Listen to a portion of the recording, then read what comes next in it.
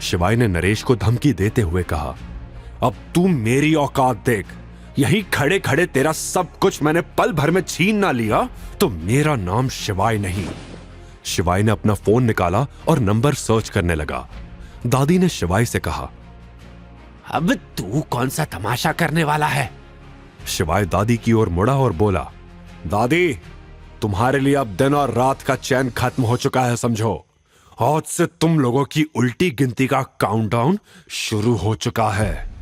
इतना कहते हुए शिवाय ने फोन पर किसी से बात करनी शुरू कर दी।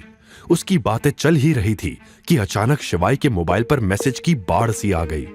शिवाय ने अपनी जेब से फोन निकाला और एक नंबर डायल करते हुए बोला, नरेश। हाँ, वही नरेश। उसकी सारी फाइल्स मुझे सेंड करो और हाँ, उसकी नौकरी इसी वक्त खत्म कर दो। हाँ, राइट नाउ। इधर शिवाय ने फोन रखा और उधर दूसरी तरफ नरेश का फोन बज उठा। यह देखकर नरेश बुरी तरह घबरा गया। घबराहट और सूखते गले से उसने फोन रिसीव किया। Hello sir. दूसरी ओर फोन पर उसके बॉस की आवाज सुनाई दी, नरेश, तुम्हारी सर्विसेज की अब कोई जरूरत नहीं, तुम्हें टर्मिनेट कर दिया गया है। यह सुनते ही नरेश का चेहरा सफेद पड़ गया। उसके हाथ से फोन छूटकर गिर गया। नरेश ने शिवाय से कहा, तुमने ये क्या किया? मेरी नौकरी, मेरी जिंदगी, मैं बर्बाद हो गया। यह तो तुम्हें उस वक्त सोचना चाहिए था जब तुमने अवंतिका की जिंदगी बर्बाद करने की सोची थी। यह तो केवल बर्बादी की शुरुआत है तेरी। शिवाय ने रेखा और नंदिनी की ओर देखा और बोला, तुम लोग टेंशन मत लो, इसके बाद तुम्हारी बारी आने वाली है। नरेश की नौकरी के खत्म होते ही उसका जोश, उसका रुतबा, सब कुछ एक पल में शिवाय ने खत्म कर दिया। नरेश शिवाय के सामने घुटनों पर बैठ गया और हाथ जोड़कर गिड़गिड़ाने लगा। उसकी आंखों में आंसू थे। उसने शिवाय से माफी मांगते हुए कहा, सर मुझे माफ कर दो। मैंने गलती कर दी। मैं तो इन पागलों के बहकावे में आ गया था। प्लीज मुझे मेरी नौकरी लौटा दो। लेकिन शिवाय पर नरेश की माफी का कोई असर नहीं हो रहा था। शिवाय के चेहरे पर कोई दया नहीं थी। वो धीरे से बोला, नरेश, जो तूने किया है उसके बदले में यह बहुत ही छोटी सी सजा है। तूने ये सब बहकावे में नहीं बल्कि अपनी मर्जी से किया है और अपने किए की तुझे कीमत चुकानी ही पड़ेगी। नरेश अब और भी ज्यादा जोर से रोने लगा। वो शिवाय के पैरों में गिर पड़ा और गिड़गिड़ाने लगा। शिवाय ने नरेश से कहा, अपना यह ड्रामा बंद कर और चुपचाप चला जा यहां से।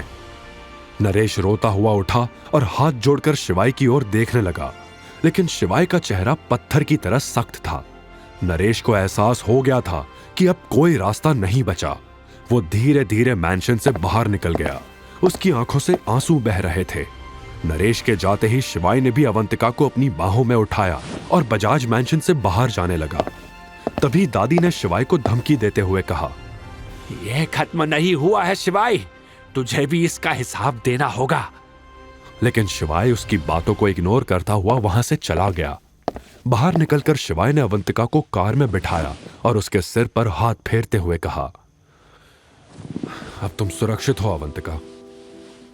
अवंतिका मुस्कुराने लगी और बोली, मेजर शिवा, तुम आ गए। मैं जानती थी कि तुम मुझे बचाने जरूर आओगे। अवंतिका की बातें सुनकर शिवाय एक पल के लिए घबरा गया। उसे लगा उसकी पहचान खुल कैसे गई। उसने घबराते हुए अवंतिका की ओर देखा। वो बेहोश हो रही थी और बेहोशी की हालत में बड़बड़ा रही थी। अवंतिका की बिगड़ती हालत देखकर शिवाय ने फौरन कार स्टार्ट की और बारिश के शोर में उनकी कार गायब हो गई। इधर बजाज मैंशन के अंदर दादी, रेखा और नंदिनी की पूरी प्लानिंग बर्बाद हो चुकी थी। वो सब मनहूसों की तरह एक दूसरे से बिना कुछ बोले हाथ पर हाथ धरे बैठी हुई थी। वो सभी ये सोचकर हैरान थी कि शिवाय जैसा मामूली इंसान कैसे इतने बड़े आदमी की नौकरी पल भर में खत्म कर सकता है। दूसरी ओर अवंतिका को बेहोशी की हालत में शिवाय हॉस्पिटल लेकर पहुंच गया, जहां डॉक्टर्स ने इलाज के बाद बताया कि अवंतिका खतरे से बाहर है, लेकिन अभी उसे होश नहीं आया है। रात भर शिवाय अवंतिका के बिस्तर के पास बैठकर उसकी देखभाल करता रहा। वो उसके सिर को सहलाता रहा, लेकिन अवंतिका को होश नहीं आया। शिवाय को अब उसकी टेंशन हो रही थी। शिवाय ने अवंतिका के होश में आने के इंतजार में सारी रात जागकर बिता दी, लेकिन उसे होश नहीं आया। आगे की कहानी जानने के लिए देखिए अगला एपिसोड सिर्फ पॉकेट FM के YouTube चैनल पर। और शिवाय एक विनाशक के सारे एपिसोड्स को सुनने के लिए डिस्क्रिप्शन में दी लिंक से डाउनलोड करें पॉकेट FM ऐप।